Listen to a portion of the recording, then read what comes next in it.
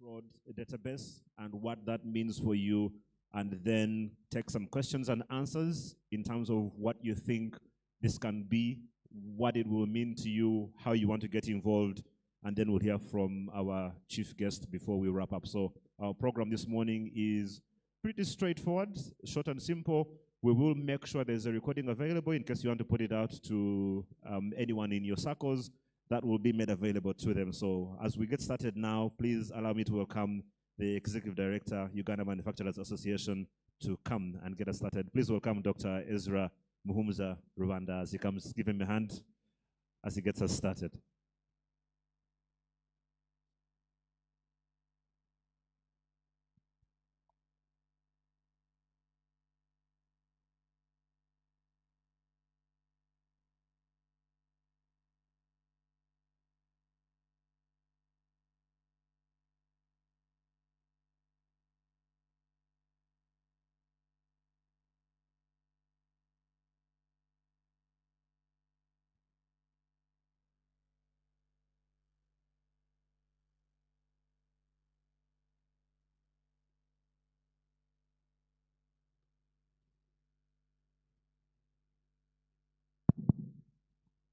Good morning, ladies and gentlemen, our dear esteemed guests. I take this opportunity to thank you for gracing us with your presence today as we witness the grand launch of Fraud Database Uganda, an initiative that marks a significant milestone in our collective efforts to foster integrity, transparency, and accountability in our business environment. This visionary entity was spearheaded by committed members of the Uganda Manufacturers Association, and we at the Secretariat are proud to stand in full support of this initiative. At UMA, our mission has always been to champion a conducive business environment, the one where our members are empowered to safeguard their assets, mitigate risks, and strive competitively. Fraud Database Uganda aligns perfectly with this mission. It offers our industrial community a powerful tool to combat fraud, share critical intelligence, and build a network of trust. This platform is not just about identifying wrongdoers. It's about empowering trust, strengthening accountability, and contributing to the industrial transformation of our country. I therefore call upon all organizations present here and those that are not here, whether from the public or private sector, subscribe, support, and champion this initiative. Together, we can build a resilient and fraud-resilient economy. Once again, I thank you for being part of this momentous occasion. Let us move forward with a purpose and unity. As the host today, I take again this opportunity to say, feel comfortable. I have got ushers who are passing within. In case you need anything, raise your hand. They will be able to give you the support or guidance that is required. And I normally never forget to say, our places of convenience, there is a door here and here. You just move to the other side. And again, we have started serving of breakfast. Please feel free, serve and serve again. And therefore, I use this opportunity to invite the chairman of UMA, Mr. Agase Karara, who guided that this event takes place here. And Mr. Chairman, sir, I think we have done our job as the Secretariat. Thank you very much. I take the honor to invite you, sir.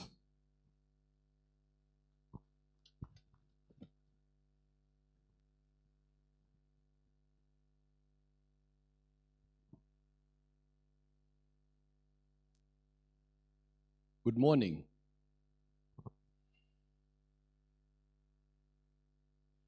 Distinguished guests, fellow manufacturers, partners in industry, friends, and friends of integrity.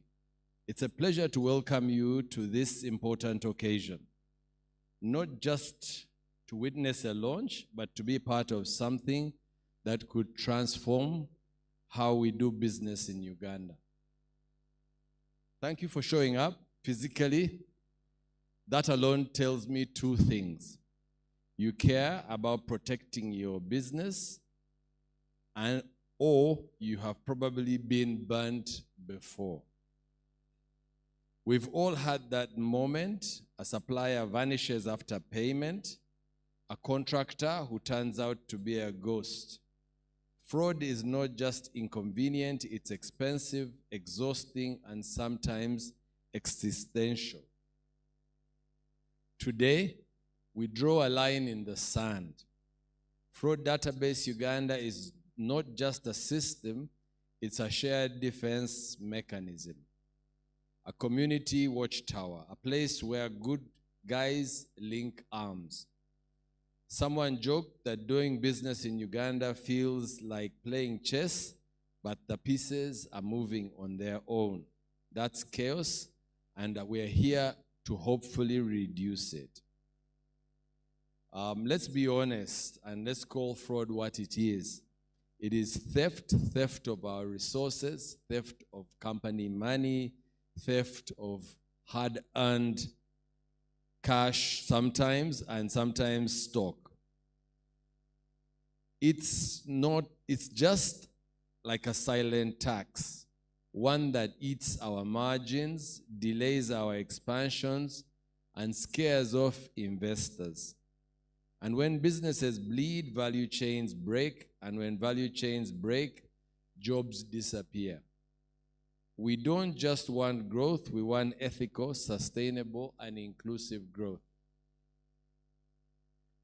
So what does this initiative offer? A way to report and verify fraud across companies, across sectors, all of us together. Think of it as a shared memory, an intelligent checkpoint before we commit. It's like having a wise elder in your ear saying, "That guy, stay away." Let me speak plainly. I know how tiring it is to be on guard, to wonder who is real and who is just in procurement for vibes. We deserve better, and this is our chance to build better, but it only works if we use it. Let's not let this platform gather dust. Let's put it to work. Transparency is a nice to have. It's a competitive edge. It's how we grow. It's how we protect each other.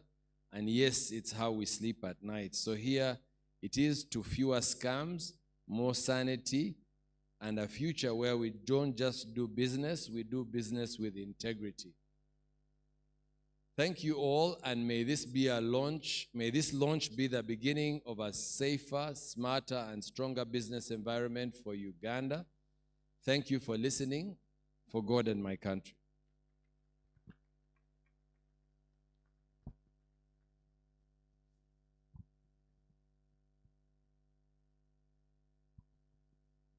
Thank you so much, Mr. Chairman.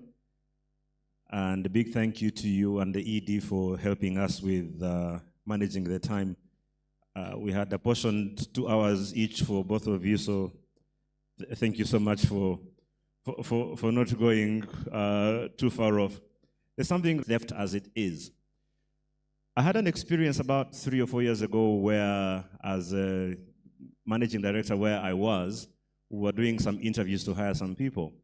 And one of the things I found fascinating is that whenever you have someone who has a really, really good CV, but seems to have gone from one place to another to another to another, and yet they don't have anyone from their previous employers as a referee, that for me usually is a red flag. And so this particular individual comes in, they have all the credentials, I asked the question, I said, I noticed that you don't have anyone from your previous employer as a referee. Why is that? And they scatter around the issue and all of that.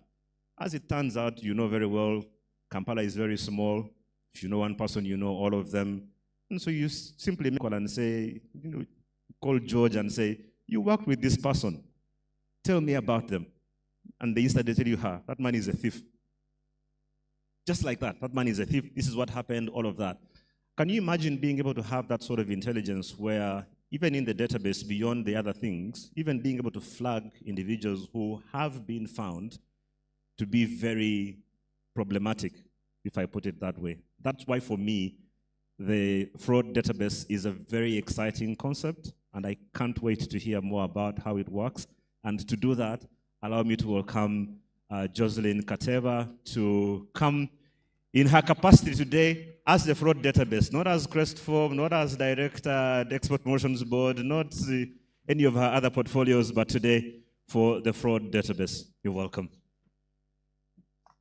Is our mic working now? I think you might want to use mine, it's clear. Thank you very much. Good morning, ladies and gentlemen. It is a true great honor to officially welcome you to our grand launch of the Fraud Database Uganda. In the room, I can see the team that I worked so hard, and I will introduce at the end of my presentation. But thank you very much for gracing our invitation and for making the time. We are gathered here today to mark the beginning of an initiative, and for us that have been really working on this for the last 3 years, we think this is actually a movement. It is not just about, putting together a database, but it's actually as asset leaders or leaders of business taking charge and taking a proactive step in saying that we can actually tackle this problem in a very strategic way. I will take you through 4 key areas. Why the Fraud Database Uganda? Why exactly are we here? And then I will show you the milestones and the achievements that we have been able to have to date. Thank you. Just quickly on what is the problem that we're trying to tackle. The problem truly sits on the fact that there is no way today to really conduct a background check in a way that is fast, reliable, and convenient for all of us.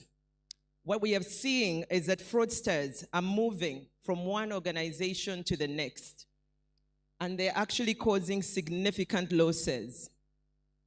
We know that there's a legal process to support us in this particular effort.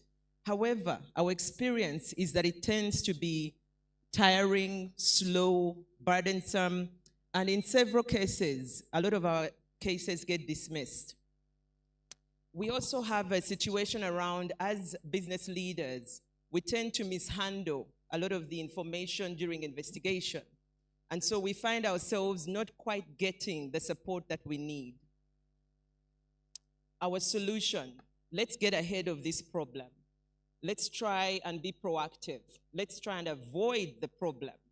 So the Fraud Database Uganda is here to focus mainly on having a collective hub for members to share information.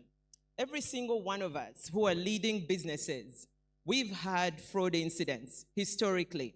I've been managing Crestform for 10 years, and I can tell you we've lost over $1 million in fraud. For a medium-sized entity, that is a lot of money. But imagine if that intelligence is shared across, the entire business community. Then we would have a very strong database that can enable each one of us to draw information and make informed decisions. We're not telling you what to do with the information you will collect. We're simply saying, make an informed decision. This entity is a member-based entity where members contribute and draw information. It is also a non-profit entity. I want you to know that while I'm chair of this database, we are not getting paid, none of us. This work we have done pro bono, and we shall continue to do it pro bono.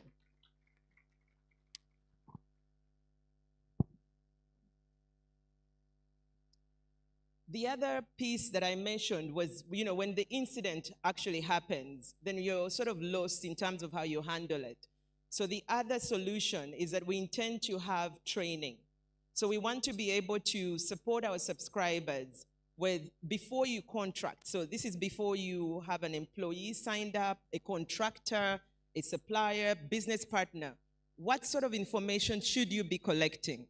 How should you then verify that information? What should be in the contract to make sure that when the time comes, you're already 2 steps ahead?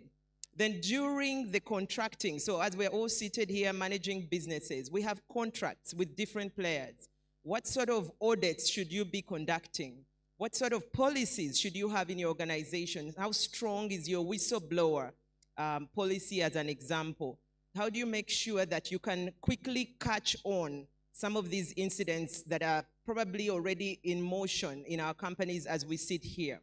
And then if you're very unfortunate and then you have the incident, how then do you handle the incident? How do you protect the investigation? Because the way communication flows has a huge impact on the outcome that you might want, whether it's to deal with the legal procedures. So the training will focus on really supporting the internal teams to make sure that you have all the support that you need to manage this risk. In terms of milestones and where we have come from, like I said, we started this a while ago. And to be fair, 3 years, 4 years, it depends on who is counting. But back in 2021, I started having conversations with a few players about, this fraud incidents and specifically what I had seen in other countries that we were not seeing here. And so we came up with an idea to form a working group. And like I said, the working group has been working pro bono. And we basically started saying, okay, let's do some research. We went internationally. We looked at countries like South Africa. We looked at UK.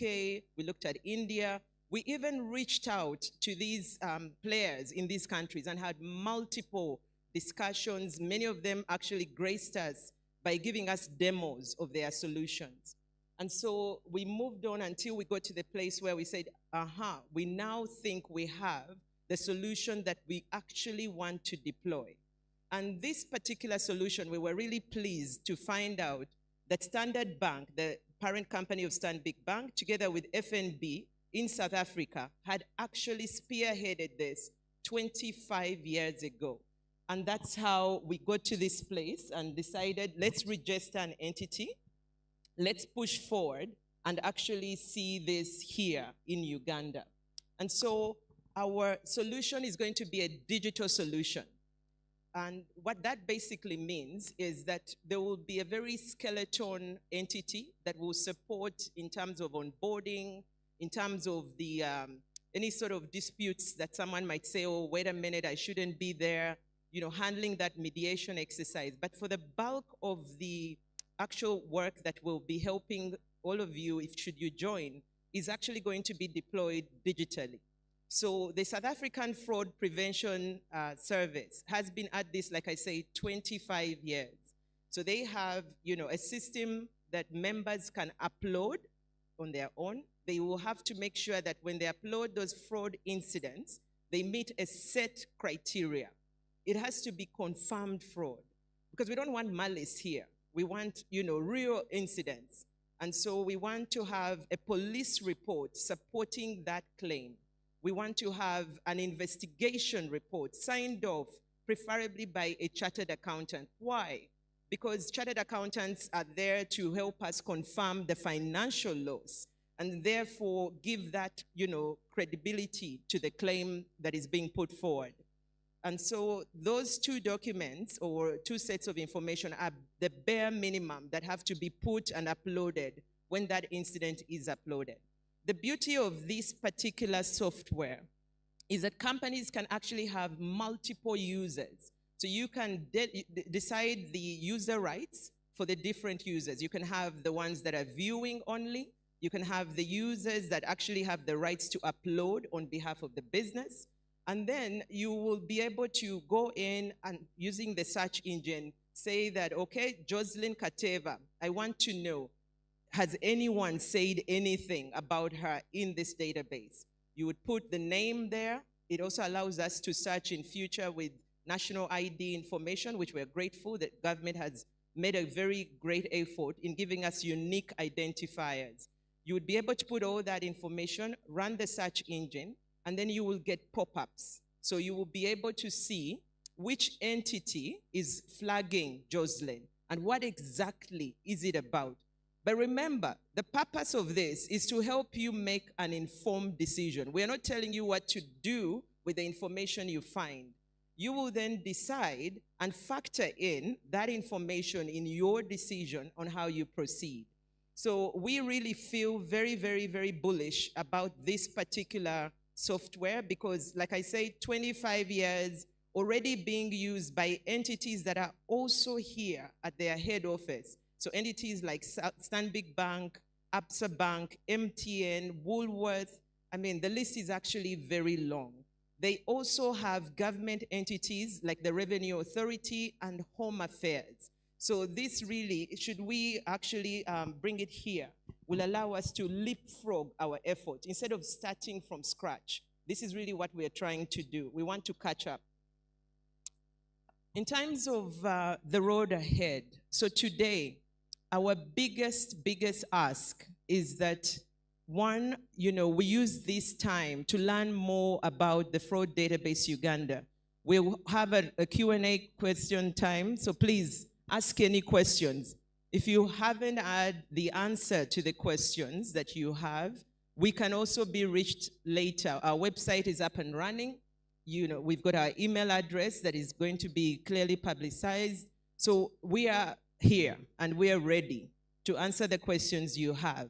But the call to action today is we need you to sign up, come and join us. Don't leave just your founding members to stand alone. Let us come together. Let us make sure that we press forward in a way that is meaningful. So the ask is to really get as many organizations to subscribe, to show that interest, and to walk this journey with us. So in terms of exactly what is going to happen in coming months, in the month of June, we'll start to actually collect those incidents. Remember the ones I described. They have to have supporting information. We've already started having conversations with our insurance partners because they already have this information in the way that we need it right now. As you know, insurance companies give us fidelity insurance policies, where basically if our employees, do the wrong thing and take our money, we can put a claim in. But for those of us who have been unfortunate to put those claims in, they will only pay out that claim if a few things actually hold. A police report has to be in place, an investigation report has to be in place, and their own loss adjuster report has to be in place because the fraud has to be confirmed. And so what we are asking our insurance partners is to give us all that information as far back as 10 years, because that in itself is the wealth that we need. That information that we can immediately have access to can actually help us to quickly get to where we need to on background checks and due diligence. So in the month of June, we'll start the process of collecting. It might still be rudimentary using tools like Dropbox, but we want to quickly move into the next stage. We already have a letter of intent that we have already exchanged with the South African Fraud Prevention Services. So we would want to contract them in July, latest August. Why that far out? We need your support. We need the funds because nothing is free. Even this breakfast isn't free. So please, we need you to come with us. let us raise the funds so that we can actually switch on the lights. But come September, should everything go according to plan, we will then switch on the digital service and allow all the subscribers to immediately take advantage of this service. So again, the call to action, and we will circulate in due course the expression of interest, is basically for those of us in the room here. And I know some of you are decision makers, some of you are leaders that basically need to consult your decision makers. But we want you to express an interest that will allow us to engage you on a one-on-one basis. So our ask is that you will complete this specific expression of interest. We have the same on our website, and our website is frauddatabase.uganda.org. So feel free, you can use this particular hard copy that will be shared shortly. Alternatively, you can reach us on our website under membership. In terms of our subscription rates, so now we have to talk money. You know, money gets people a little bit uncomfortable. But please, as you can see, we are trying to pay for a service that is here to protect our assets. What we have tried to do here is to be inclusive. We want to make sure that even if you are a small-sized business, you can take advantage of this database. So we have a tiered subscription rate card, as you can see on display, starting from about $500 annually and moving to $5,000 for the large corporates. Now, I mentioned at the start, this is a non-profit entity. These figures have been based on assumptions of the subscription that we will have. Should we have a fantastic response to our call to action, that number falls drastically. So what does that mean? It means all of us here have a network. Let us do what we must to ensure that we come together with all our business leader friends, so that if we come in big numbers, then this number falls drastically down and we can all actually enjoy the benefits. The beauty of having a large subscription base is also, it means you have quite a broad set of data, and we want to have that data. The more data, the better. I'm a statistician, and at the end of the day, it's all about the numbers. We need the volume. So please, we hope that you will not only take this for yourself, but please spread it. Help us to reach as many business players as possible. In terms of success indicators, for us as a working group, success really means when we achieve the overarching goal, which is to drive down fraud. How shall we get there? One thing I know is that when people know they are being observed, they behave differently. So if we have a central place where people know that should I do something wrong, there will be far-reaching consequences for that specific action, then of course, people will behave differently. Again, the other thing that we know is most of the fraud incidents tend to be syndicated. You typically have multiple players involved. It's not easy for one person to move inventory out of a factory on their own. They will have to pay their gatekeepers. So what this does is that every gatekeeper will need to understand, is this something that they really want to have on their record? Because our intention is to keep that record for 10 years. So we want to make sure that that record has a high cost for that individual that makes that unfortunate decision. So for us, the first success indicator is to drive down fraud, because for the first time, there will be far-reaching consequences. The second one, of course, is to make sure that we have a strong subscriber base.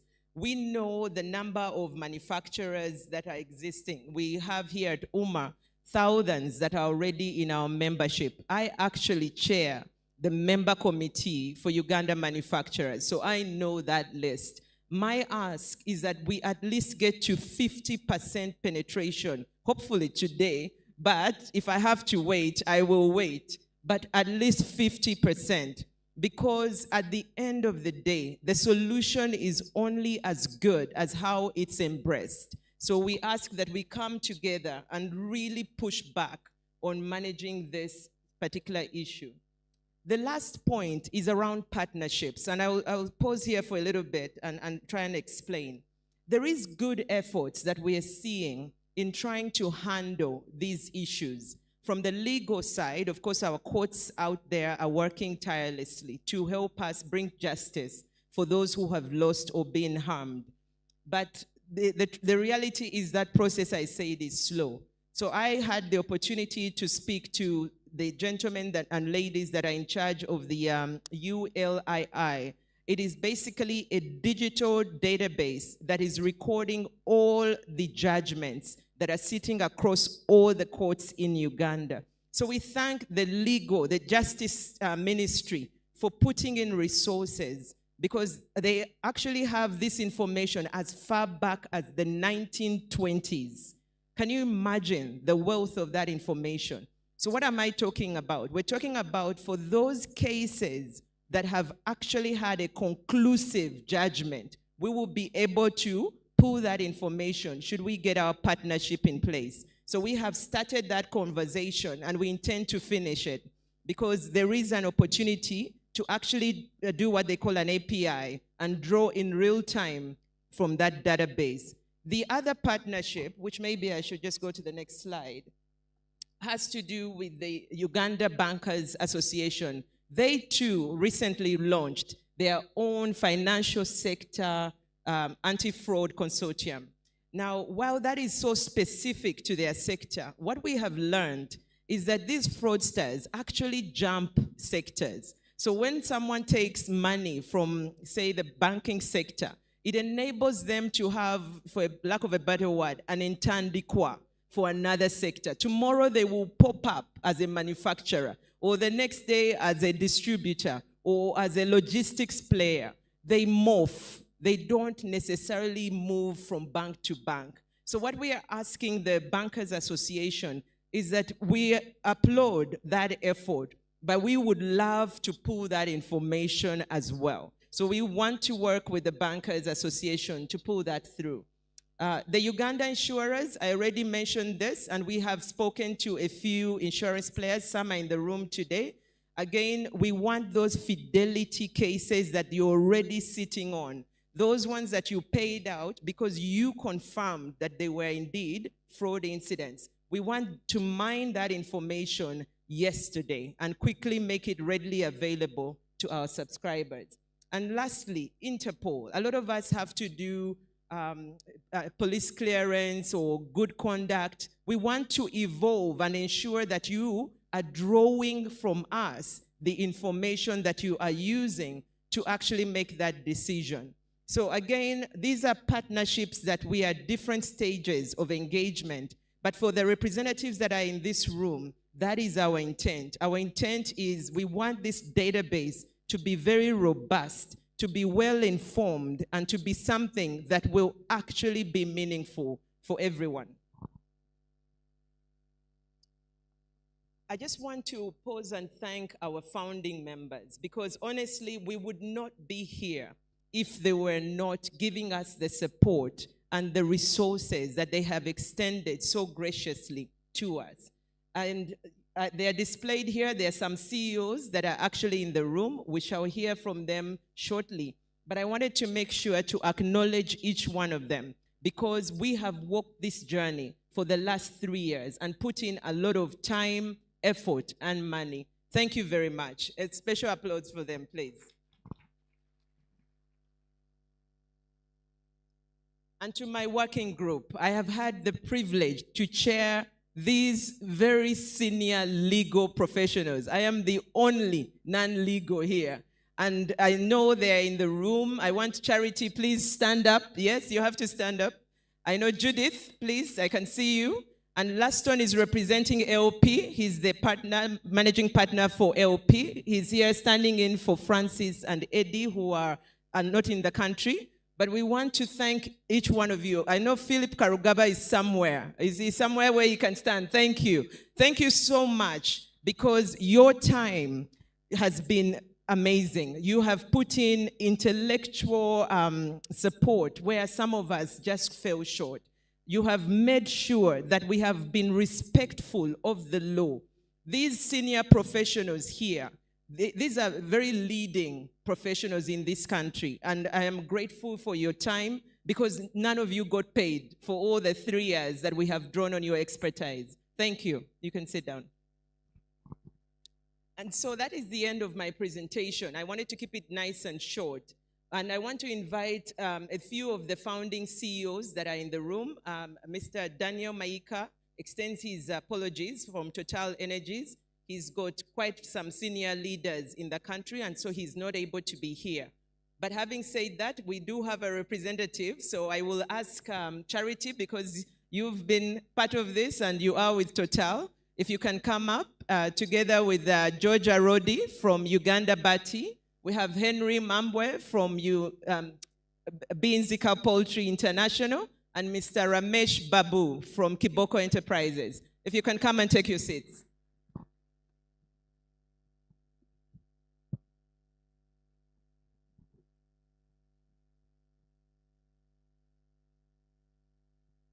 You know, I love to talk, but today I think I'm a little bit tired, so bear with me. Please, have a seat. We'll just wait for the lady.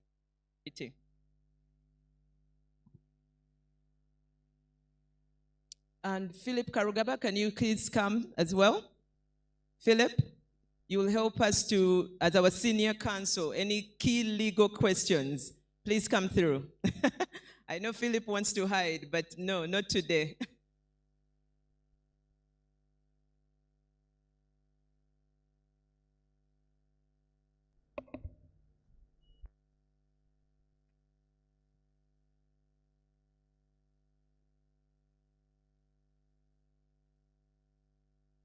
Yes, yeah. This is what we call the hot seat. So I just want to give each one of you just literally about 3 to 5 minutes in your own words. Why are you passionate about this initiative? Why would you tell our audience, should we care? What experience have you had? And why should we bother? Why should they bother to come and join us? So we'll start with you, Henry. Hello. Thank you, Jocelyn. And I'll take a leaf from my chairman from UMA, who said, welcome to the fellow members of integrity. I love that phrase. So this journey for myself and Binzika Poultry started at the same time Jocelyn started setting this up. You know, we get hit.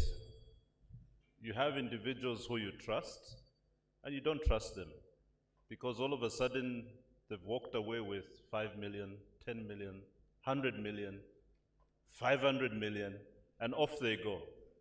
And you're stuck now with an audit committee, with a board of directors trying to explain what controls do you have. And I can tell you the controls are there, but somehow these people are in your organization finding loophole upon loophole to find a way to take something from you. So for us, we are very passionate. I remember this happened some years ago. I got hit, and I remember Jocelyn got hit. She called me up and said, you know what, let's set up a membership society to address fraud. And I said, you know what, I'm all in, because I'm really tired. I don't know what to do. You can enhance all your reference checks, but somehow they still get into your organization, and they find these loopholes. So anyway, that journey started some years ago for us. It has taken some time, but I'm so glad that this has happened now. I'm actually very excited. One thing you need to realize from my experience, you can bring someone in, okay, highly skilled, experienced, talented.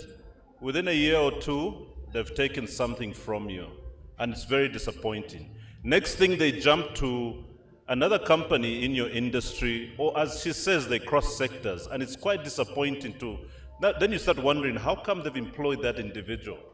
Let me try and warn them, but by that time it's too late. Okay, and then he hits that other sector as well. Oh, sorry, not he, but could be she. And they also go down the same tube as well. So for us, I think let me take you through a journey. So what we ended up doing, we're a little island. So we started improving our reference checks. We added integrity checks. We started looking and communicating with membership societies, asking, do you know this person? Are there any issues with them? So we started adding layer upon layer, but this, I think Jocelyn will add a very comprehensive layer for me. It will cut across sectors. I'll be able to know exactly who I am bringing inside the company. And this may not just be employees. This could be a contractor. We've seen this happen. A customer and suppliers, guys. These guys are across the board. And we need to know who we are engaging with. Sorry, I'm speaking passionately, but you know what? The legal process takes long. Within no time, it's 10 years past, and you've still got the same agenda item on your audit committee, and nothing's improving. And some of these guys are so clever. The money they've taken from you, they cover their tracks. You're going through the process, all of a sudden they're sending you back saying, no, we need a forensic accountant to do a report. Okay, we do it. Next thing they tell you, no, we need a fingerprint expert. Okay, we do it. It's just one thing after another. By the time you realize it, 10 years have gone by. So guys, I think the best prevention is don't employ, don't contract, be aware of who you're dealing with. And sometimes some of these individuals are very talented, but you know what? You need to weigh the cost of hiring talent versus huge financial loss. I would rather know what I'm dealing with. Sorry, I'll use this term I always use. In the old days, for the old mzes in the room, when you were getting married, they would always consult the elders and do a background check into who is going to enter your family home. I don't know if that happens anymore, but that's what used to happen. Let me tell you, even at a family level. Now, if that family can do that, why not corporate companies? Surely we need to do this, guys. So I would encourage you, please subscribe. We need more members. We need to know across all sectors who we are dealing with. And you know what will happen? I think this will bring integrity in the industries. I think companies will now focus on improving efficiencies, being more productive, growing this country, and that's what we need. So Jocelyn, I'm excited, thank you. And I'm glad to be part of the fraud database of Uganda. Thank you.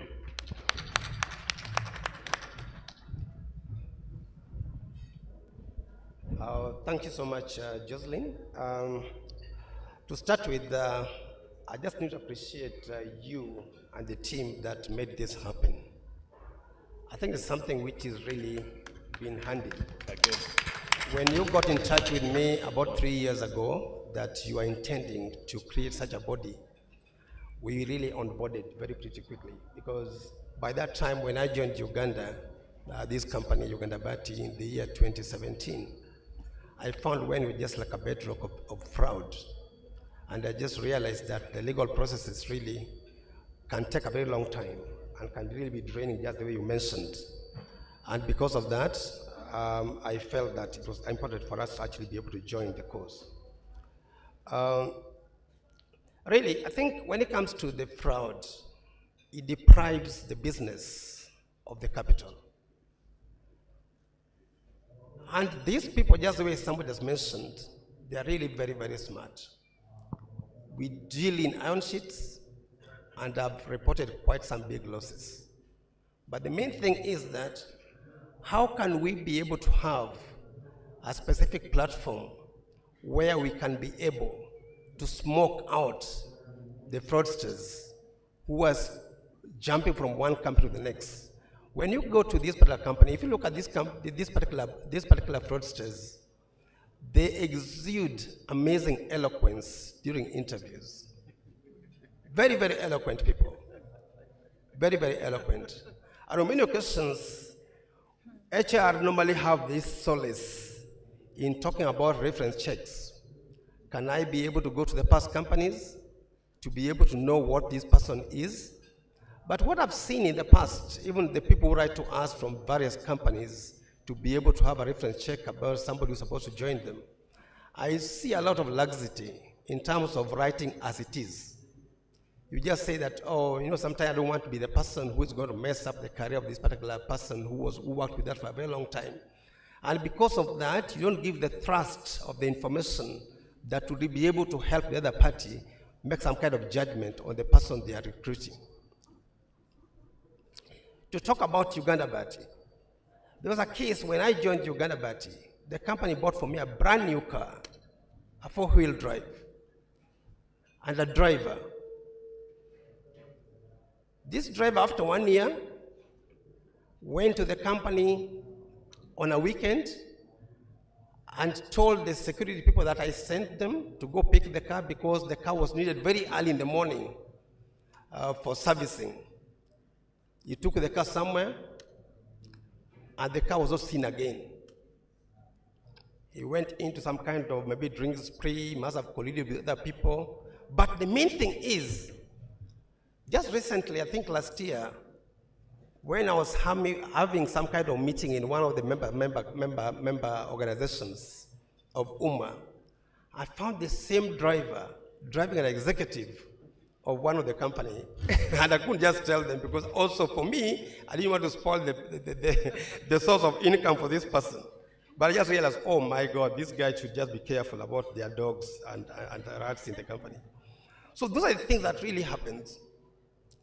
I think one thing which many people will be asking, and it's important that maybe we have legal minds here who can be able to clarify on that, is that at what stage am I free to be able to divulge information about my employee or former employee to the other party? So those particular legal frameworks really need to come in handy because they'll say, okay, fine, what the protection of the law, if I say so and so was working with me and was involved in this particular fraud, how do I get out of that? What's a cutoff? I think it's important for us to actually be able to bring that. I know we do talk about certificate of good conduct. That's also one of the rules that we follow all the time. But obviously it's not really, I've never seen somebody who has applied for certificate of good conduct and you get a negative response from the Interpol or whatever body that it is. You will always get the clearance that this person actually is very, very good. I think all of us have killed hens and all that, but we always get certificate of clearance but when we are murdered, really.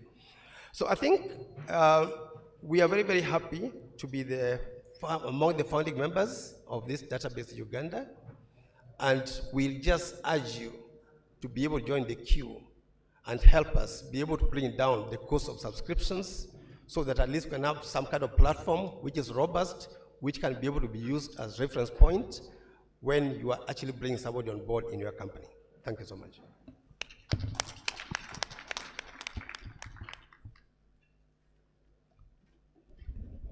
Thank you very much. Good morning, everyone. My name is Philip Karugaba. I'm with ENS Africa Advocates. I will join in the compliments to the team and the founding members with special tribute to Jocelyn, who has really driven this thing tenaciously. I have never seen such dedication, energy, drive to achieve something over such a long period of time, and for no pay. There was no sitting allowance, there was no transport, there were no trips. It was just her commitment to this cause. And it is a very important cause. The cost of fraud to the economy is too high. It is too high. The cost of fraud to businesses is too high. It can cripple you if you get hit in a bad way. Because of those fraud incidents, unpunished, unchecked, it reduces trust in the economy. It reduces trust in the economy. And in an economy, when we have low trust mechanisms, it means we have to resort to other forms of security. If I'm to give you my goods on credit, if Mr. Sekalala is to allow you to have chicken for Eid is coming next week, yeah. If he's to allow you to take chicken on credit, you will pay him later. He needs to have another mechanism. If you don't pay, what will I do? Now that increases the cost of doing business. Forget business. I think yesterday or the day before, one hospital is holding on to a deceased person, saying, I have not been paid. The only way I can be paid is you pay before you take your person. Now that is just too painful for words, but it comes because we have diminished the value of trust in this economy. So we must restore honesty and integrity as virtues in this economy. There must be a reward if the name of Crestform can go through a system and come out with a AAA rating. There must be a reward for them compared to another one which has breached so many promises. We must bring these back, okay, as values to the economy. It will help reduce cost of borrowing, reduce cost of business, and it will help us all to lift the game. Thank you very much, ladies and gentlemen. Morning, everyone, and thank you so much for coming. Thank you so much, Jocelyn, and thank you everyone who's spoken. I bring greetings from my Managing Director, Mr. Daniel Mayeka, who congratulates you all on being here today, because that is the first step to acknowledging that there's a problem and we all need to sit and agree on how to deal with it. One of my favorite authors is a gentleman called Malcolm Gladwell. And Malcolm Gladwell says, those at the top of the social ladder give permission to society to behave the way it behaves. We are the ones who give permission for things to happen the way they happen in our families, in our homes, in classrooms. Here, we were asked to go and have breakfast. We make those choices every day. We decide what that behavior is. Allow me to tell a story.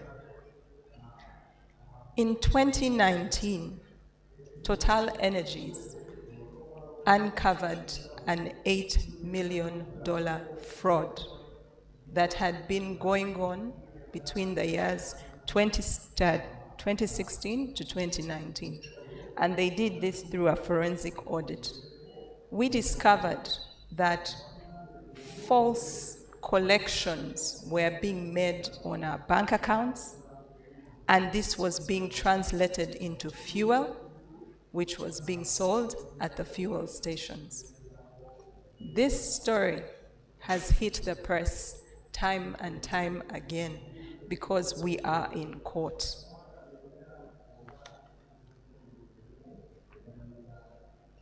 Imagine $8 million over 5 years, perpetuated by 4 people, 10 people, 15 people.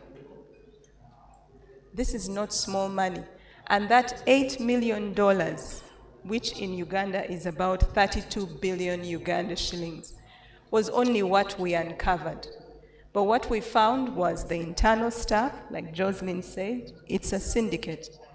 The internal staff were conniving to create false bankings, passing the approvals, passing it through the GPA account, which was used to collecting this money to pay URA, reversing the money because there was no actual payment. Reverse that money, then send it through. Fuel is sent to petrol stations. Petrol stations load out, make the money. Company does not see any money because there's no money to begin with, but fuel has exited. Imagine the minds that can come up with this activity. Just imagine if we could convert those minds into building society into what it can be. So as as Total Energies, we decided that we will not give permission We will not give permission to anyone else to do this in the company. In 2021, someone in our card center who had come from Absa Bank decided to run a card syndicate. Fake signatures, fake transactions. So maybe Philip has decided to open a card account with us. Philip loads money onto the card. This person decides to pass a voucher saying, Philip is saying, load this card with 1 million shillings. Philip does not know this is happening on his account. Philip has money sitting on the collection account. Signature is signed. PIN is set. PIN is sent to a fake account. Instead of philip.karugaba at maybe frauddatabase.org, it's philips.karugaba at frauddatabase.org. Just one letter, Philip, Philips. PIN is sent. Philip Karugaba writes a letter to Total Energies. Philip Karugaba will pick this card. Philippa Karugaba shows up. In our database is Philippa Karugaba. Hand over card, hand over PIN, hand over letter, isn't it? But Philip Karugaba is different from Philips Karugaba and is different from Philippa Karugaba. The original Philip Karugaba is seated in his office, believing his money is safe, and he can transact and deal with fuel with his fuel card and his PIN at any time. This individual then started a syndicate with so many other stations because they had to draw the fuel.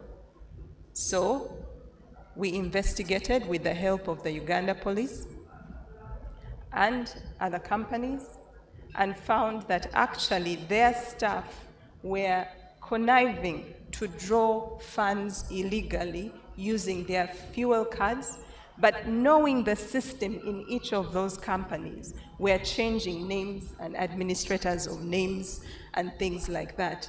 This matter has also been filed with the DPP, and we are in court. Because we do not want to give permission to anybody else, we have subscribed to the fraud database. Because we care that everyone who consumes our fuel through that Total Energies card should not be defrauded, we have joined the fraud database because you, our customers, trust us to keep your money safe and translate it into fuel, because that fuel drives the economy that we are all building together. So please, Jocelyn, for us it is very clear. Total Energies supports this because on the day of reckoning, we want to put up our hand and say, we stopped this epidemic, we stopped this bad, and most of all, good triumphed over bad. Thank you.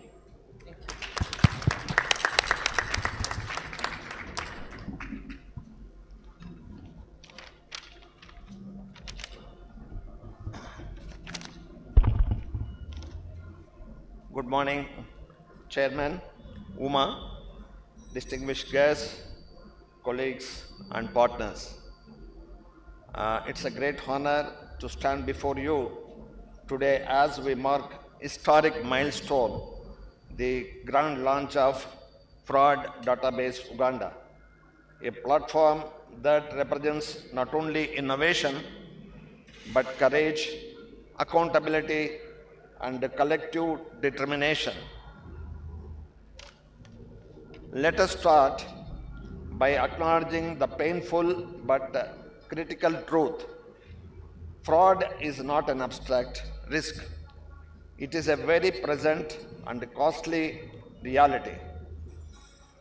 According to the 2020 PwC Uganda Economic Crime and Fraud Survey, more than half, 54% of organizations in Uganda experienced economic crimes in just 2 years, far exceeding the global average. But statistics alone do not capture the full weight of the damage. I just want to put up an example, like everybody sharing. I also had a similar kind of a fraud. So this was happened. Sorry, he's not here. Okay. This practical example, what we went through 10 years back. One of our employees has the money of the company. The reason being the finance manager involved in it. Our CFO who was there has left the company and handed over the token. So bank different tokens. One is approver, one is initiator. Now he got into tokens in his hand. So he taken up this advantage and started sending out the money of the company through net banking. So use both the tokens, he's sitting. So he also has to use some of the staff, assistant finance manager, HR manager, to take this as a confidential. So by the time we realize, we lost billions of shillings. So it's a very painful situation. So we thought that was not a financial hit, it was a betrayal of trust. These kind of things happen when you trust the people, and those trusted people only can do this kind of a thing. This employee, I got from Barara, one of our pharmacy branch, as a junior accountant. In 10 years' time, I groomed him and taken him to the finance manager position. He's a qualified chartered accountant, and I trusted him so well. And he also believed that he treated me as a father, because he was in one situation. He had a severe illness. So I had to take him directly from Mukono to the hospital and done appendicitis operation. So after that he told, "Sir, you are my father, so I respect you so much." In spite of that, when it comes to the money, the people take advantage of it. So it is really painful, but it's a fact. And our company not alone. From manufacturing to retail, many of us have had a deal with branch managers and supervisors. Instead of banking revenues, choose to swindle funds. We have different categories: FMCG distribution, manufacturing, and pharmaceutical distribution. So no exception. Everywhere there is availability given, people take advantage of it, in spite of whatever the systems you keep. So it's that these kind of things are happening. Look at it, you don't have a systems. So it feels shame. But it's a fact. So you cannot do business alone. You have to trust the people and give that liberty to handle several things. This abuse of trust erodes our ability to grow, to create jobs, and to build a competitive business environment.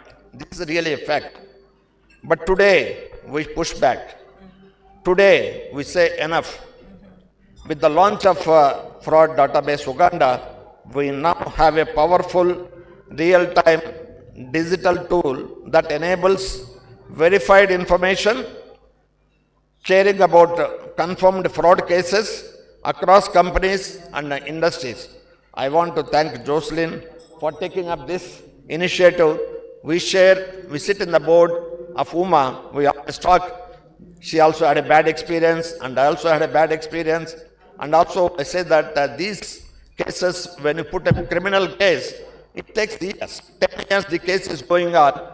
We given thousands of pages of information, database, forensic audit, so many things happen, but the court cannot give judgment. So luckily, we decided a civil suit on the bankers also, because we felt it. The thing what happened is that, so my finance manager creating more transporter name, and in our books payment is to transporter. In reality, in the bank, it is going to his wife's account. So that's the question we are asking the bankers. How can it be possible when the account number is different and name is different? How can the money can go? So we have to also take the bank into civil suit. Lucky enough, after 4 years,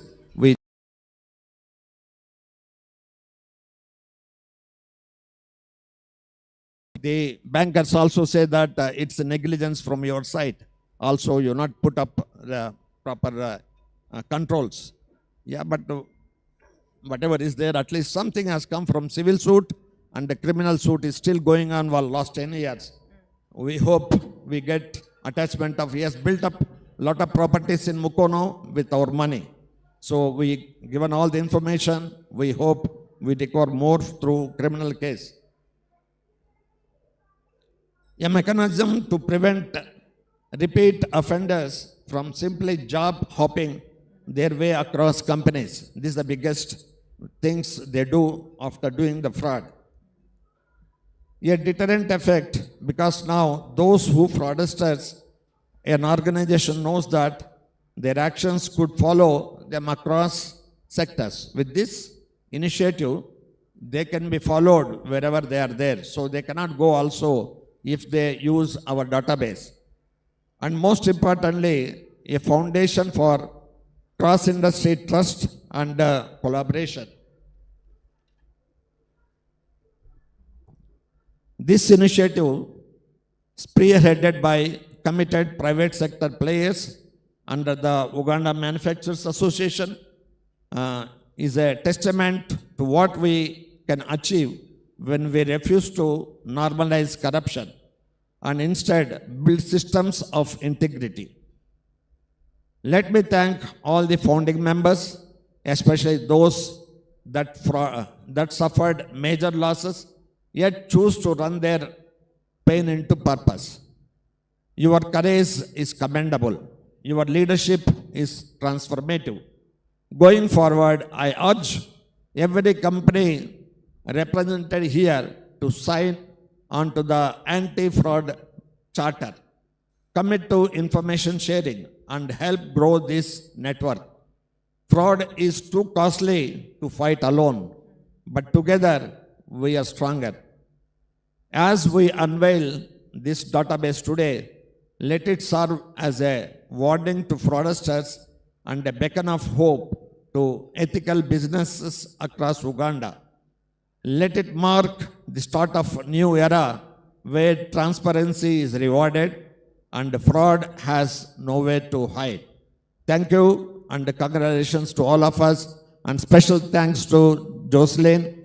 Last 3 years, she is dedicatedly working and making this possible. Thank you, Jocelyn. Thank you. Thank you very much for sharing very, I would call it personal stories.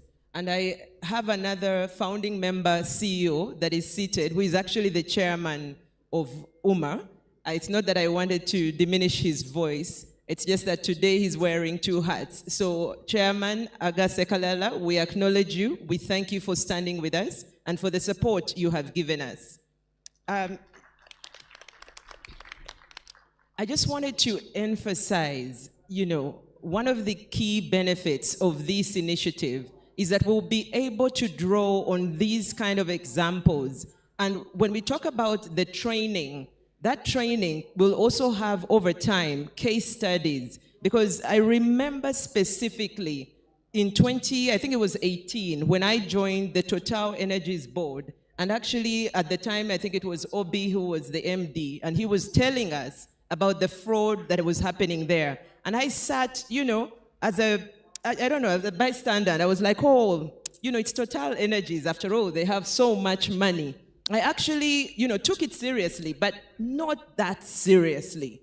And I urge all of you, don't make the mistake I made, because I didn't know what was in stock for me. So in 2022, that fraud that Charity is describing, where she talks about fuel being taken out by manipulating bank accounts and systems, that is exactly the fraud that Crestform had in 2022. Exactly the same. A manipulation of accounts on their system, an ERP system. We also thought we had safeguards. I had PwC auditing. We had a good, decent ERP, chartered accountants, multiple actually. I felt very comfortable. Honestly, I did not see it coming. $1 million gone, just like that. And in that moment, I ran back and I told Charity, we start now. Don't be like me. Don't wait for this issue to become so big for you because you think, I've lost 5, I lost 10, I price it in. I know that feeling. Crestform has been around 38 years. We know that feeling. We thought like that. We had fidelity insurance. We thought we were fine. We had planned for this. Trust me, you need an extra layer. That layer to support your due diligence. And it's not about just the employees. It's beyond that. It is everyone in our ecosystem. Because I think you've seen some of the frauds that hit the telecos, the banks. You tend to find that sometimes it's players that are also outside engaging with players inside. So it is our suppliers, our distributors, our business partners. It is everyone that touches us. So we must come together. Quickly, pull that information, because we're already sitting on a lot of information. Pull that into a centralized, digitized database, and then unleash the power. The power that will also stop those other people that had some ideas. One piece I hadn't mentioned is we actually invited also the foreign consulates. We intend to bring them on also as partners. We want that when they are processing visas or trying to, take players out into the, countries to, match make them, do you know who you're taking? Do the due diligence. We're urging you, before you give a visa to someone you go to United Arab Emirates. Some of our thieves that stole that $1 million are sitting in the United Kingdom and in the UAE today. We're asking you, please get a holistic picture. Understand who you're taking outside. We want the cost of these fraudsters to be very, very expensive. Very expensive. But we can only do that if we come together. So again, we urge you, please indicate your interest. Do not leave here without actually becoming an ambassador for us. I want to ask the ladies at the front if they can share those expression of interest cards and circulate them. And then as you leave, please don't make this effort be one of waste. We understand that some of you are just employees or heads of department and you're not the decision maker. If you are not comfortable to tick off a subscription, leave with at least your position and the company you're representing so that we can engage you afterwards. Give us that support, because I truly believe we have a lot to learn from those who have actually already benefited, like the South Africans, like the people in the United Kingdom. Let's not get left behind. I think I will stop there, and we wanted to have a moment where we have been speaking, but we can also take some questions. I'm sure there's some of you who might want to either clarify, comment, or just have any question that is burning on your side. So if there are any hands, please feel free. This is the time. Question there. I see a hand right at the back. I'll come to you, Afande, in just a minute. Let me start from the back and come. Jocelyn, I'm told that the Hardware Association is here with us and they have some very interesting stories, so it might be good to hear from them as well. Because Fantastic. I swear there was a hand. Oh, right here. Okay. Please do stand, tell us your name, and you can ask your question or comment. So, good morning, everyone. My name is Simon Kalanzi. I work with Old Mutual Life Assurance. I've noticed that we've hinted a lot on the traditional forms of fraud. I think what is seen mostly in like manufacturing businesses, but today fraud is getting more. It's getting online. We are seeing a lot of the use of AI. There are AI tools that can be used to curb fraud, but the same tools are also being used by fraudsters. There is a lot of cybercrime. I don't know what the legal framework around the use of AI and the cyber generation is like in Uganda. And I don't know how much research we've done in our IT space to try and curb this, because most of the fraudsters are really good at IT. Like the gentleman at the front noticed, they are very good employees. So these are very bright people. They are very good when it comes to IT. So you need to have a defense mechanism that is a step ahead of them. Thank you. Thank you very much. I'll come to the front. I think there was a question from Afande here.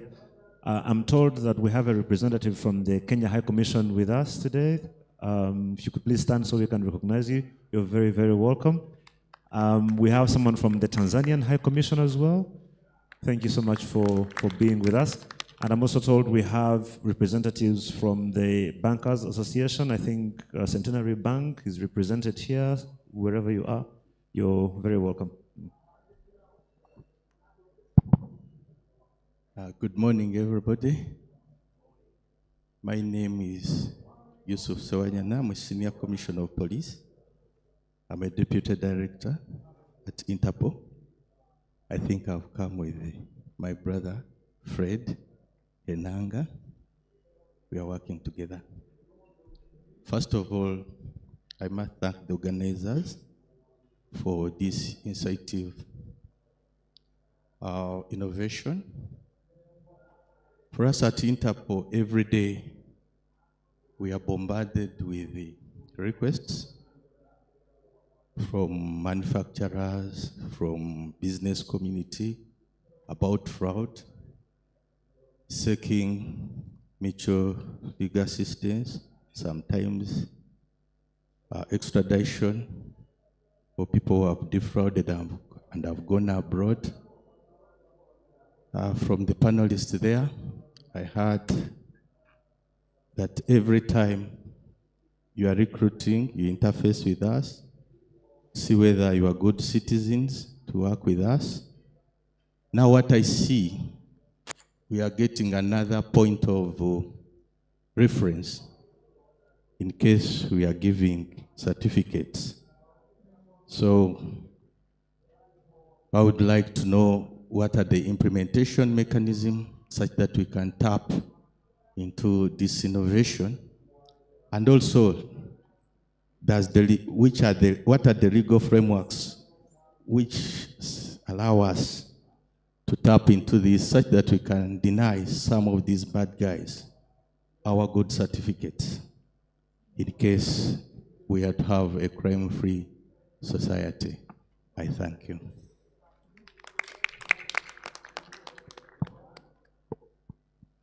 Was there, oh, there's another hand. Thank you. Thank you. Good morning. I'm Andrew Bukenya. Of course, I'm fully branded. I work with MTN. So for the tenure I've been at MTN, I think I've lived to see most of the incidents, the fraud incidents, probably many of us have heard about in the public. But to us who are always within the environment, there are always certain facts that we know, in many cases different from what is put out there. I mean, as I was walking through, someone talked about a big fraud that happened with MTN. I have a different story. I think I heard Madame Jocelyn talking about, she called it blackmail, malice, something like that. So I think there is a thin line there, which for me, when I look at this, it provides a starting point. So if I see that Andrew has done a fraud in this entity, then it's incumbent on me, whether I'm a recruitment officer, to reach out further. I think she insisted on supporting documentation. And that's, to me, very, very important. It can be beyond what is posted there. So that's a big takeaway. Then the other thing I also wanted to highlight is the motivation. If I use the MTN as an example, on the other side, I can say we are ahead. It's not to brag, but I can tell you we are ahead. We are even integrated to even global tools that we use to screen many of our customers on even the FIA, AML side.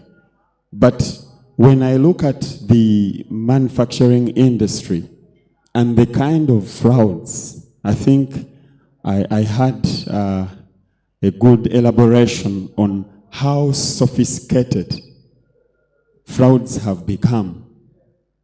It then poses a question that within the manufacturing industry, have we built capacity have we invested enough?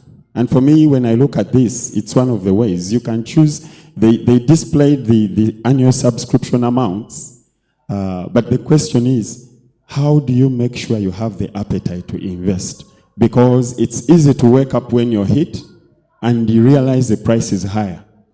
So manufacturing industry, as I conclude, I can only say that you need to move faster. You need to move so fast. Otherwise, you won't reap the benefits, but only pay the price. Thank you. Thank you very much. I think you can see we are already paying the price from the stories that you hear. I'll come over this side.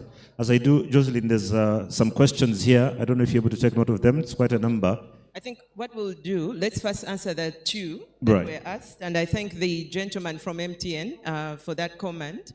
Maybe we can, does any volunteer for the cyber one? Philip, you want to take? The cyber risk issue and how it's become quite significant. I can start and then maybe you can build on.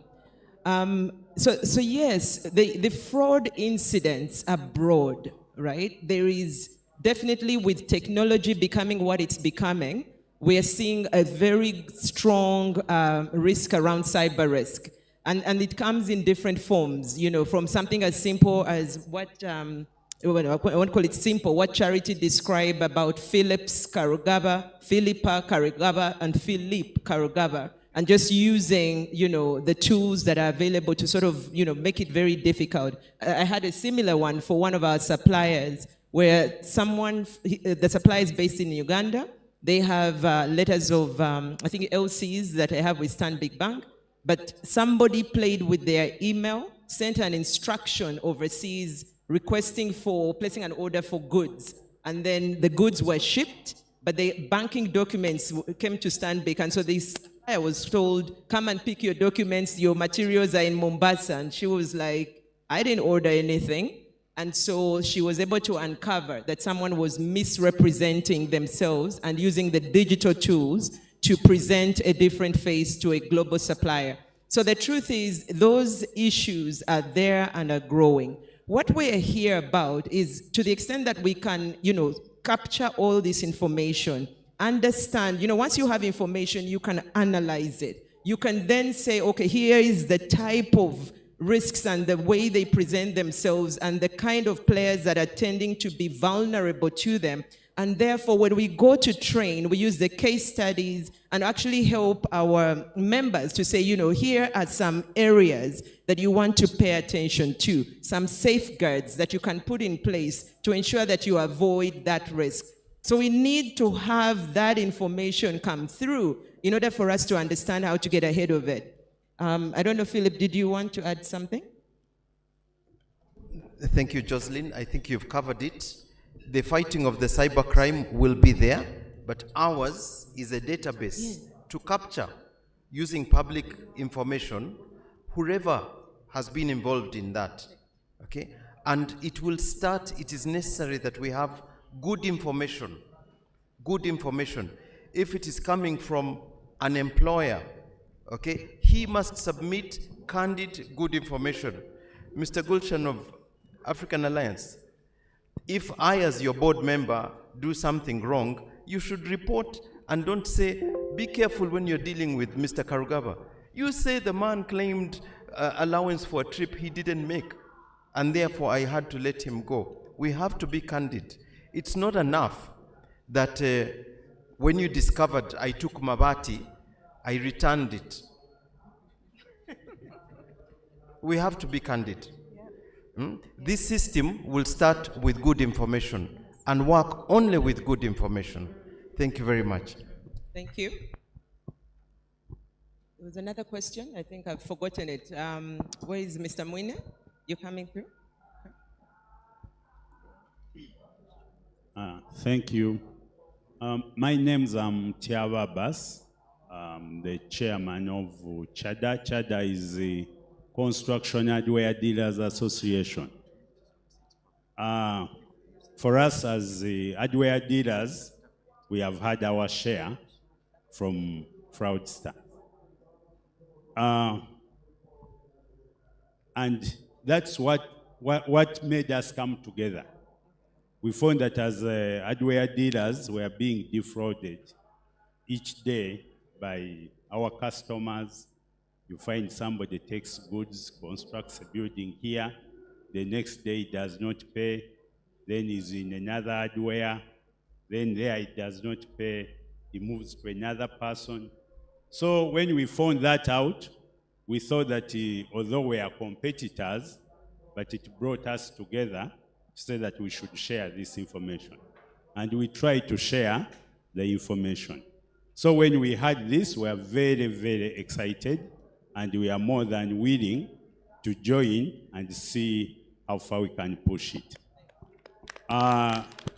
Secondly, we have lost a lot. I'll give an example of one of the major cement manufacturers who was defrauded once by one of his customers. The next day, what we had, that all cement dealers were dealing with him. There were stringent steps we had to take. We found that credit limits were slashed. We had to put in a lot of securities to deal with him. So you find that even those people who are dealing diligently and trustworthy were punished. So fraud does not only stop at that, but it also complicates doing business. The other issue is the risk averseness. We have an English saying which says that once bitten, twice shy. So you find that once a fraudster hits you, next time you think twice. Even somebody who comes when he's very genuine, you may not take up that business. So we think that when we have that list, it will greatly and greatly assist us in that side. Thank you so much. Thank you. So we'll take only 2 more questions because I know that we are running a bit late, and I know that Honorable Bahati is here, our guest of honor, and time is very important. So let's just take 2 questions, and then the rest, please, we have our website.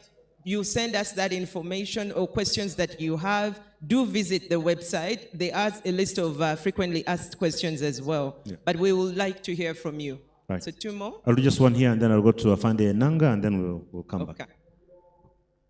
Thank you very much. Christopher Himbisiba is my name, representing DFCO Bank. I have just a few items to put across.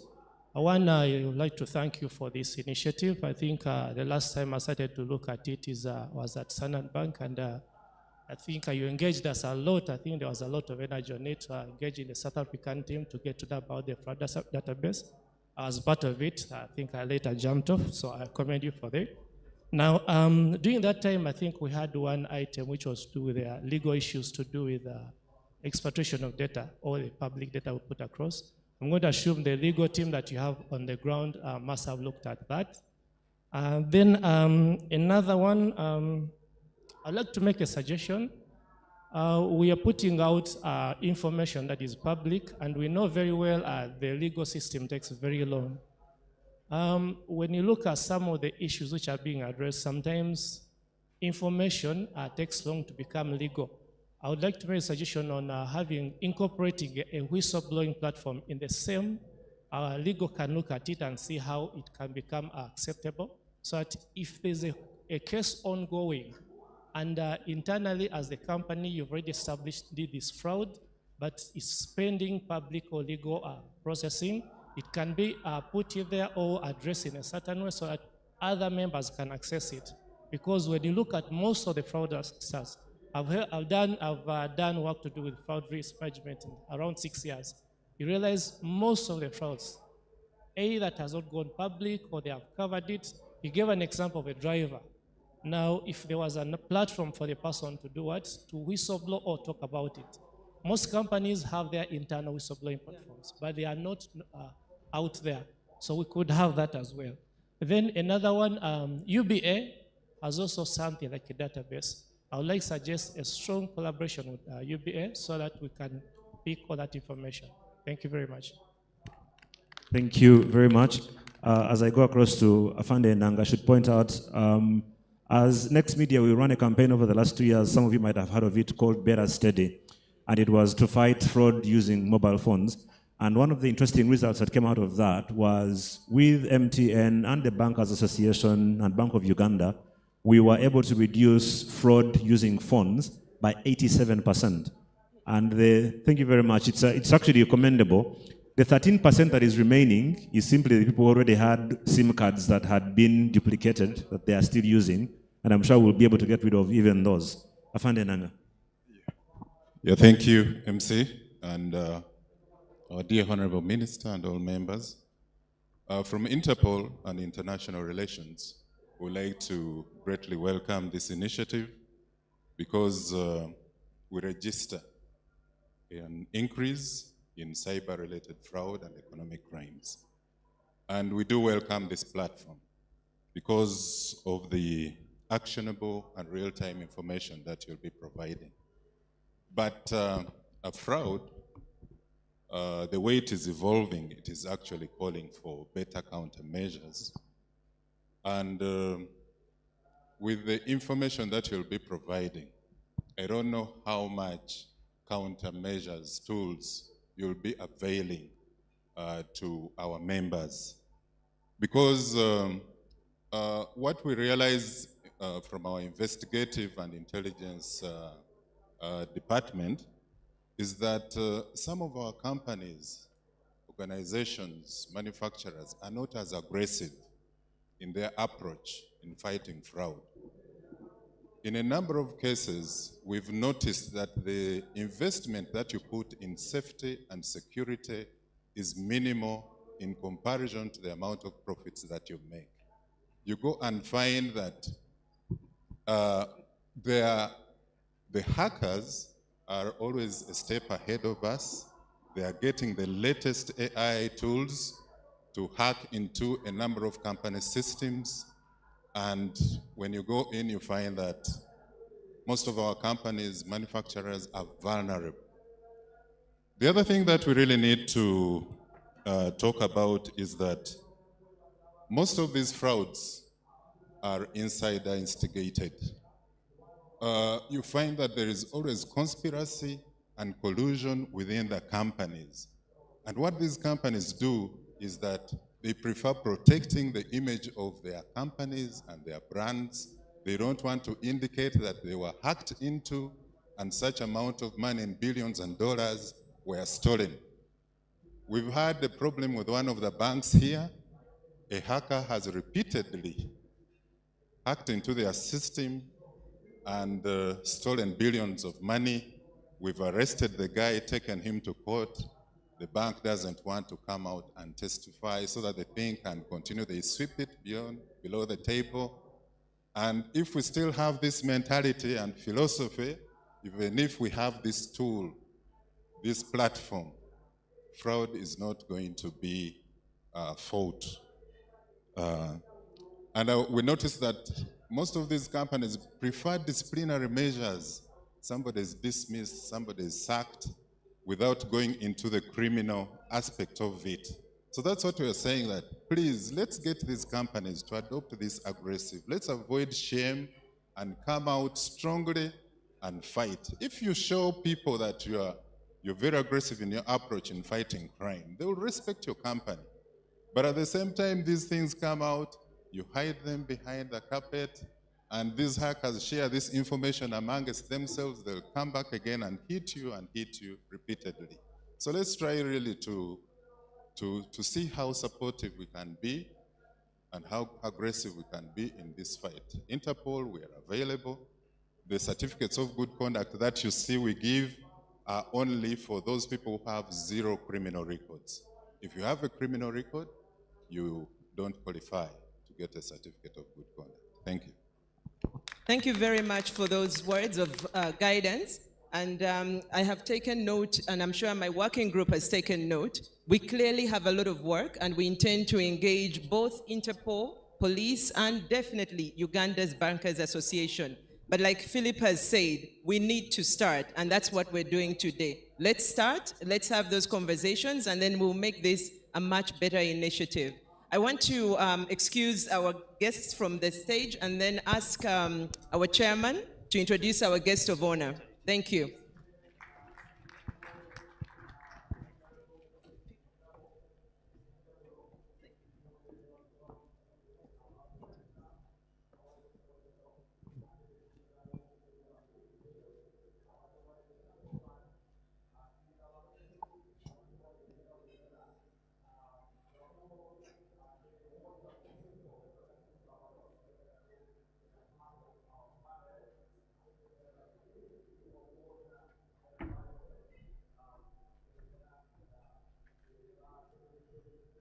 Good morning once again. That was a good discussion and also some good questions that have been raised around advancements in technology. I would like, for purposes of background, to request the members of the working group maybe just to stand so that the minister knows who've been working on the fraud database, please.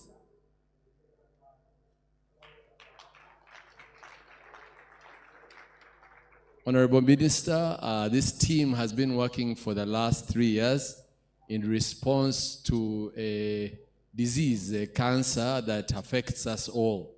They have cancer being fraud from all sides. It could stem from our own employees stealing resources of the company. It could stem from contractors doing contracts or doing fake things and not delivering when they have been paid.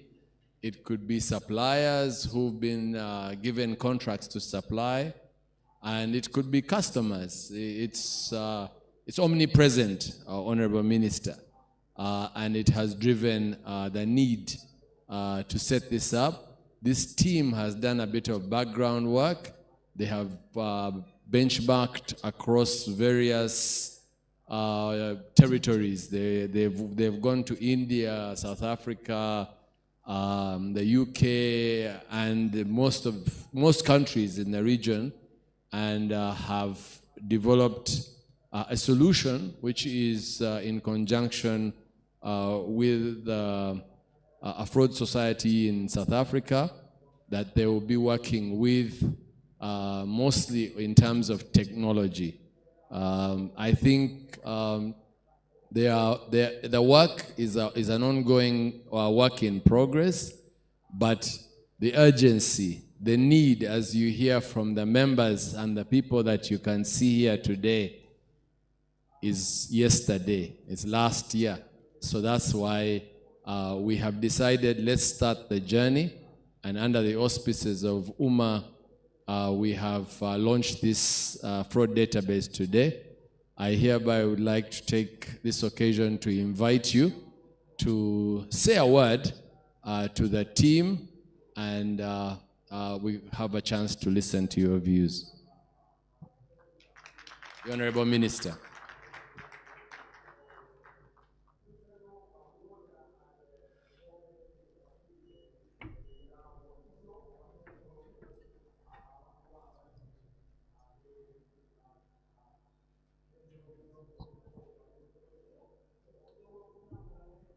Mr. Chairman and the members of the board, the working group, which has done a tremendous work in coming up with this database, I want to appreciate you, and I want to ask members to thank you by clapping hands.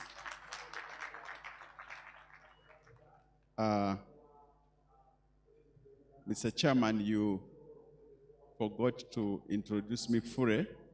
I'm a Minister of State for Industry, but also the chairman of NRM party in Kabale district.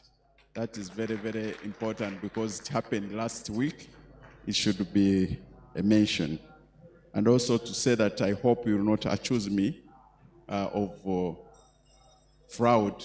You will not say that I've defrauded your program by just coming in the middle. But I had to come to show solidarity to what you are doing, and also to show that the government supports the work that you are doing. So I'm very honored to join you today at this important occasion at the launch of the Uganda'S fraud database. And I want to thank the working group for the work that we have done so far, and for the fact that it's going to be there to monitor the implementation of this database.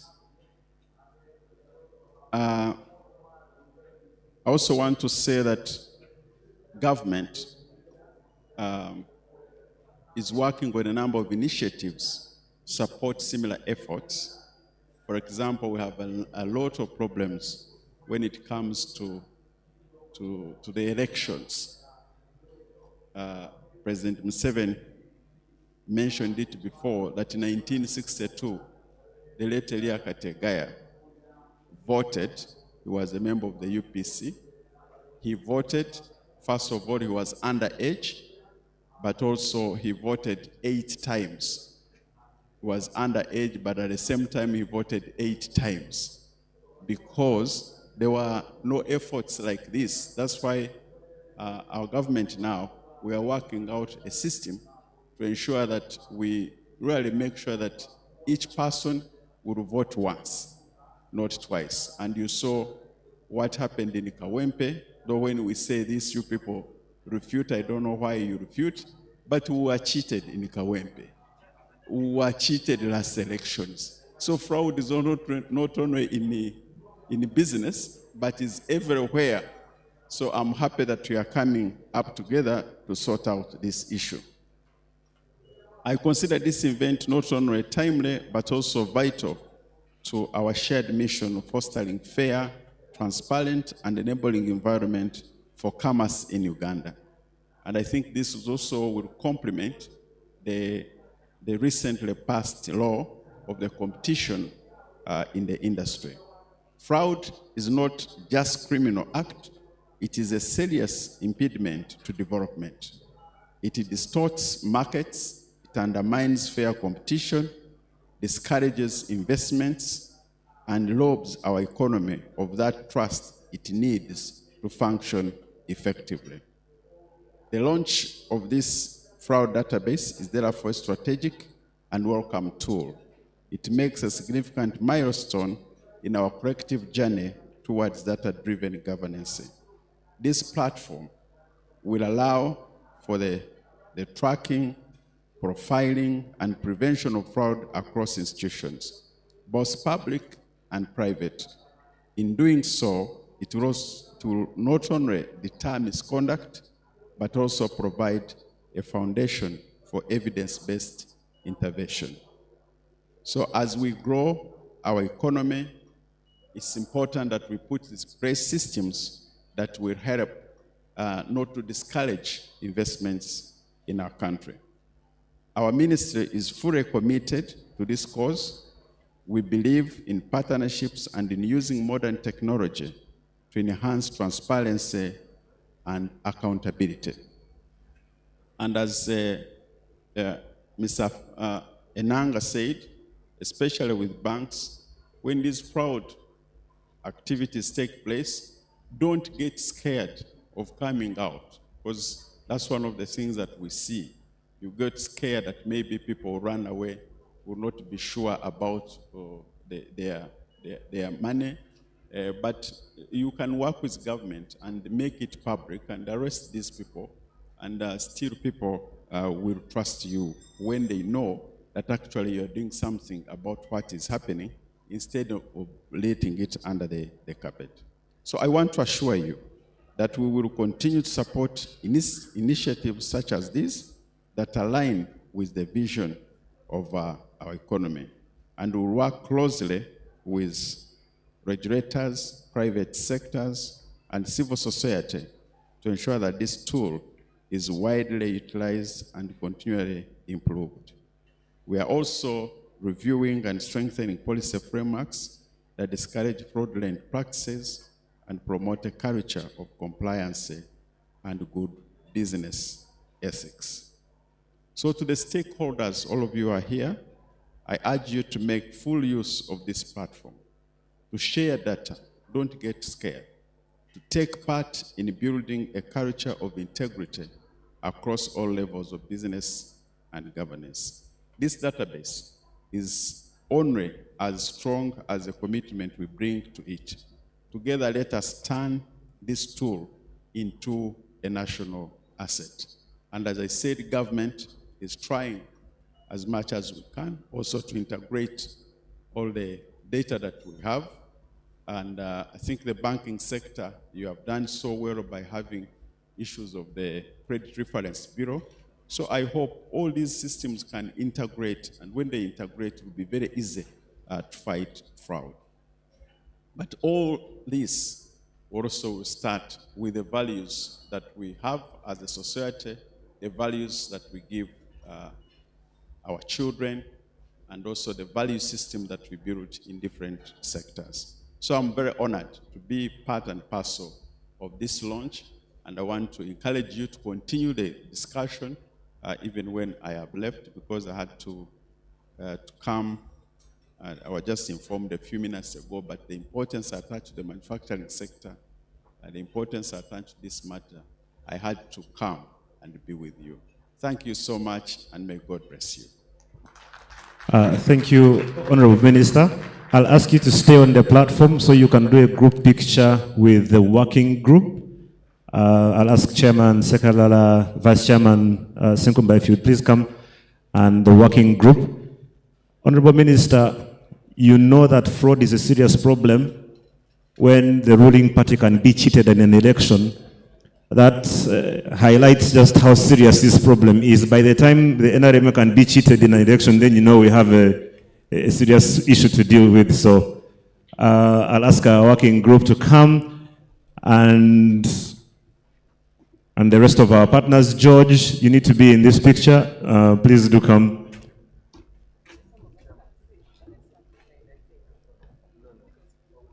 We'll follow the guidance of the camera people. They can make you look bad.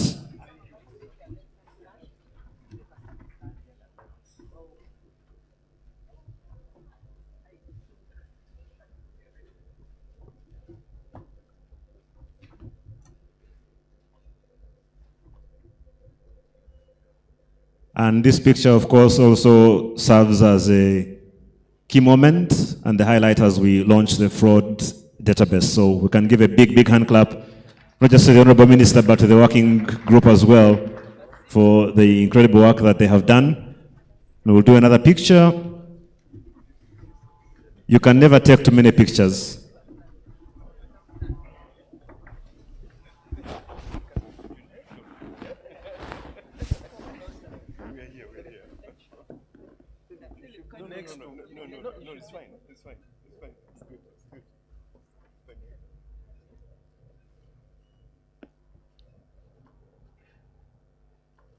Please smile for the camera. I know you're serious people, but in these matters of pictures, the smile is very useful. Thank you very much. We'll allow the Honorable Minister to leave for another very important engagement. And as he does, I will ask Vice Chairman Eddie Senkumba to please stay on the platform and then come and help us to give a vote of thanks to you, but also wrap us up. We had wanted to finish by 11. We've overshot by just a little bit, but we should be done in a bit. I think the most important thing is to encourage you to be ambassadors for the fraud database and to make sure that we can be able to have as many members as possible on the fraud database. That small investment for subscription surely is worth saving the millions of dollars that you would lose if you had to struggle with dealing with fraud. So please welcome with me Vice Chairman at Uganda Manufacturers Association, Mr. Eddie Senkumba, as he comes to give a vote of thanks, and then we will wrap up and continue the conversation. Thank you very much. Ladies and gentlemen, distinguished guests, our sponsors, and all the esteemed stakeholders, a very good morning to you. As we come to the end of this momentous occasion, I stand before you filled with immense gratitude and renewed hope for the future of Uganda. Today's grand launch of the fraud database Uganda is not just a milestone, it is a beginning of a powerful movement towards integrity, accountability, collective resilience against financial crime. This initiative is more than a digital tool. It is a shield for our businesses, a deterrent for fraudsters, and a beacon of trust for investors and entrepreneurs alike. By standing together, government, private sector, regulators, and civil society, we are sending a clear message. Uganda is close to fraud and open for ethical, sustainable business. To our visionary partners, your unwavering support has been the backbone of this project. To the dedicated team at UMA, your hard work has turned this vision into a reality. The team at Fraud Database Uganda, thank you, and thank you very much. Here, I would once again like to single out our own UMA board director, Ms. Jocelyn Kateva, for picking this up and running with it so enthusiastically. Like the previous speakers have said, she has been very dynamic, constantly keeping the board abreast with whatever it is that the working team was doing. Thank you, Jocelyn. And every stakeholder here today, your commitment fuels our collective mission to safeguard our economy. As we step forward, let us carry the spirit of collaboration, vigilance, and innovation with us. Let this database be a living testament that we can achieve when we unite for a common cause. With that, I officially declare the grand launch of the Fraud Database Uganda a resounding success, and I declare it closed. Thank you, and may we all remain steadfast in the fight against fraud. God bless Uganda, and God bless you all. Thank you. A big thank you to Vice Chairman Mr. Senkomba. Thank you so much. And indeed, I think the word successful is the word that you would use. There's a bunch of questions that were asked that you will be able to get. I think Jocelyn talked about the FAQs, so things about data quality and accuracy, data latency for reporting. I think there was a question about that. There was something about data breaches and how to manage them. The dashboard that you would use for the fraud database, that's very important. And then the regular updates for the database and how that's done. That was another question that came through. And I think there was a question of there being a free trial. I think if you consider the investment needed for what you're trying to get into, it's not that much money compared to what you're going to guard yourself against, so I'd suggest that you do the investment. And then, of course, to be able to get a cost of the breakdown of the costs for the subscription, I think there's a piece of paper on your table that has that for you. So, but on behalf of the fraud database and the Uganda Manufacturers Association, I want to thank you so much for being a part of the launch. Let's hope you can be ambassadors for this and then go and share the message and, of course, get the details, use the website. Otherwise, we are officially done. I want to say thank you so much. Have yourselves a lovely weekend. God bless you. God bless Uganda.